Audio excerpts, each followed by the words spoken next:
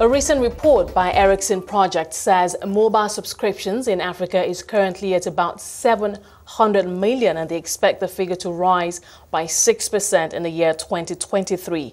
Nicolas Blixell joined CNBC Africa to discuss what the future for mobile technology holds for sub-Saharan Africa. Take a look. Let's start with, we're looking at the future of mobile technology, and Ericsson, you've put out quite a broad report on your forecast, especially in the next 5 to 6 years, looking at with a focus on Africa and the Middle East. But let's start with mobile data traffic. Help us understand, let's start on a global scale now, the trends that you're seeing in terms of growth. So just to take a little bit of a step back here, just so your viewers understand that Ericsson does an Ericsson Mobility Report, which is released twice a year. It captures all the trends of the mobile mobility, subscription, data growth, and so forth. It is produced by our experts at the Consumer Lab and Ericsson Strategic Forecast. So some very senior statisticians that base their information on the 180 countries operating in today. So what it says globally, if you look at the whole planet at the start, if you permit, is that today we have 7.8 billion mobile subscribers, meaning one SIM card. We see the growth for the next 5 years in 2023 to be 9.1, meaning an addition of mobile subscription of 1.3 billion. What's interesting is that the mobile broadband connection, now we're talking 3G, 4G, is expected to grow from 5.2 billion today to 8.5.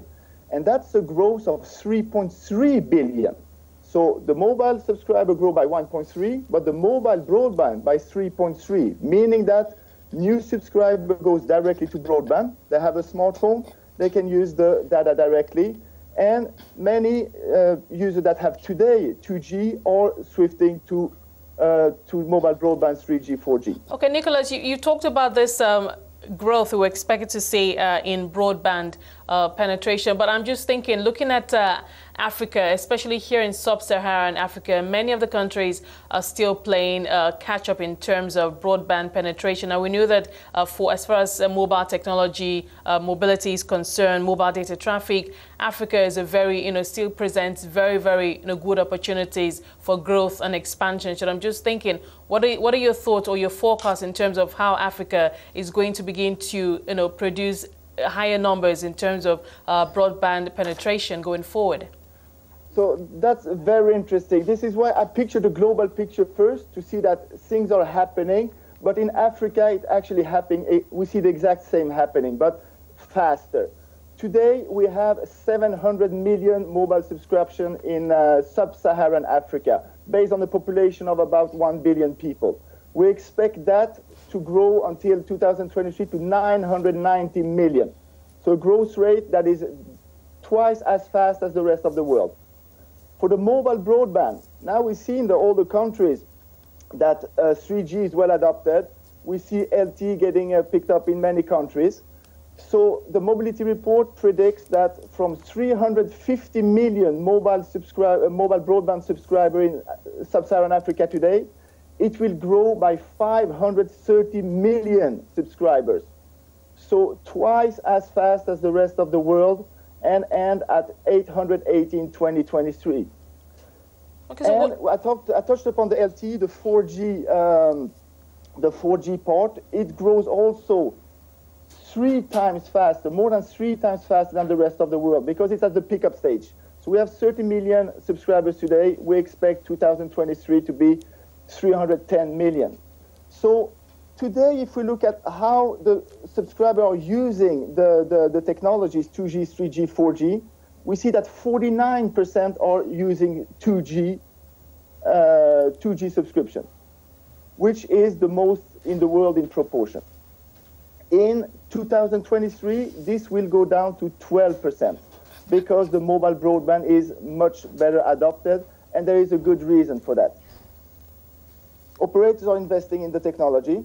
It exists, it functions well, but we also have the smartphones that are getting affordable in Africa. So we are now I looked at the website yesterday to see the latest price. We're around $30, I found, $30 US. And those prices are still going down, which make them affordable, which drive the demand for the mobile broadband services, and which accelerate the data traffic, which we expect to grow at 44% year per year until 2023. Okay, Nicolas, I mean, very good numbers, and I mean, very good growth forecasts or actual growth that we're seeing. But I'm also wondering for the numbers for the growth, but then on the other side of the table, the amount of investment that operators are putting in to ensure that, of course, they deliver premiums, they deliver very good services to their subscribers. How would you describe that?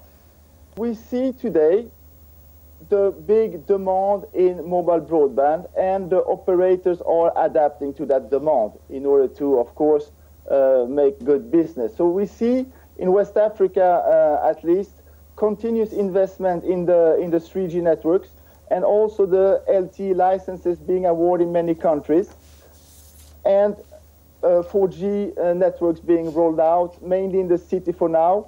In the rural, we see a little bit more slow development, but hopefully we have some, the vendors and the regulators, as well as the government and the operators, can collaborate to find a good model to serve the rural areas as well.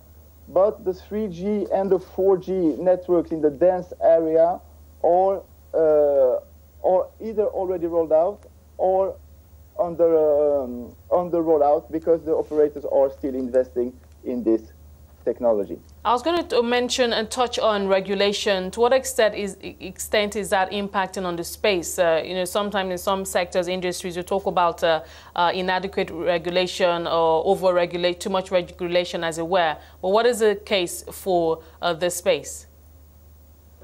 Well, our view is that the regulators should support the innovation so that everyone should have access to mobile broadband across the whole Africa, and support the telecommunication community so that we can have base station covering villages and everyone connected. And Ericsson is really focused on connect the unconnected, so we have a special portfolio project to serve them. So we are participating at that to that task as well. But we need to collaborate, all actors of the sector, I mean government, regulator, vendor, and operator, to make sure that everyone has the benefit of mobile broadband going forward. Okay, let's talk about on the side of user experience efficiency. I know that obviously this is key for operators. How are operators achieving an optimal balance between good user experience and network performance? We have seen in studies that the most important attribute for a subscriber, why they should be at a certain operators, is actually network performance. Price comes second. So there are different strategies by different operators on how to secure this customer experience.